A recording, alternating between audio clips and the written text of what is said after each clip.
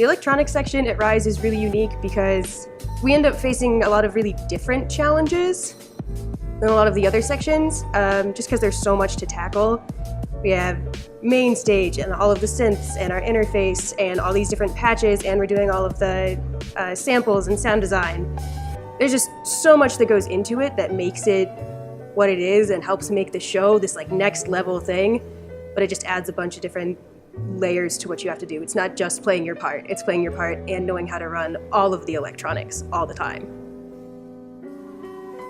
I first auditioned for Rise in 2015, or for the 2015 season, and I was terrified. I was so scared.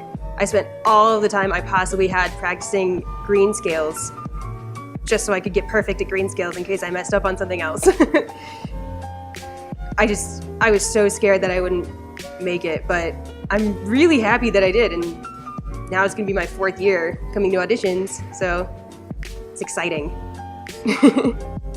Yeah, of course, still come to the auditions and any clinics because they teach you so much. Because I'm sure a lot of the people that are in Rise have also gone to BK and Altitude clinics just to learn different ways to do the same thing and be a better, well-rounded musician. And then if you come to the auditions, you have the chance of getting into the group and then getting to be a part of this big family and this big organization that's really something else. I love the idea of Rise2. It's perfect. I know when Rise started, it was supposed to be like a stepping stone somewhere in between high school level and world-class level, because that's a really big jump, and sometimes people can't make that right away. And now that Rise has grown and is a little bit older, we're getting up to that higher level, which means there's no stepping stone for anyone anymore. And having Rise2 it'll be something that doesn't seem like it's out of reach for a lot of the new people that are auditioning and everyone that's seen us the last couple years and seeing how we've gotten better. It makes it something that's tangible, something that you can really, really do and is feasible.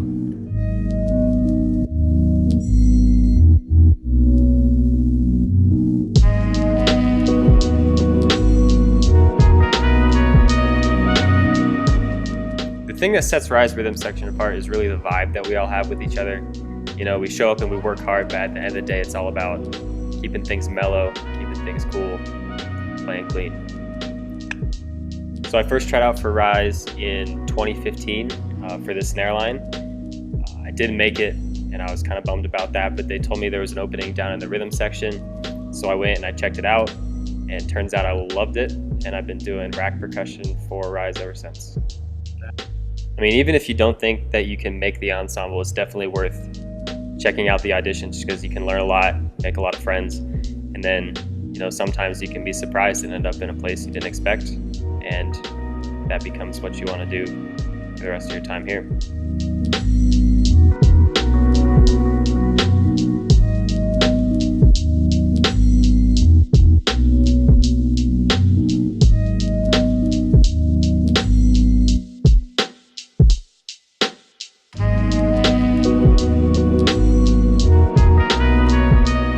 Rise's marimba line is really unique. Starting back when I first watched Rise a couple years ago, they had a ton drum feature during their ballad portion, and then last year we played on kalimbas during our fourth movement, and that's a really unique part of Rise is that we incorporate other instruments and it's not just completely mallet centered. Besides that, all of us, we always just vibe together. We have a really good time playing. That was just the best part of my year last year, was going to Rise rehearsal and having sectionals with the marimba line. Those are my best friends. I first auditioned for Rise last season. I felt fairly confident I could make it. I had a really great teacher in my previous year in Independent who really taught me a lot, and I felt confident that I could at least fight for a spot, and luckily for me it worked out. Even if you feel uneasy about whether or not you'll make the line, it's still an amazing thing to go to these auditions and experience the educators that we have here at Rise and to just play with some awesome people. You never know, you might meet a lifelong friend here. It's just a really great atmosphere. I think you'll have a lot of fun and you'll learn a lot. I think Rise2 is going to be a great opportunity for just Colorado percussion in general. It's really giving a great chance for a lot of younger high school players to get involved and to get great instruction from our amazing staff here at Rise. And it's going to be really a good way to open the doors into getting Colorado kids out into the rest of the marching percussion activity.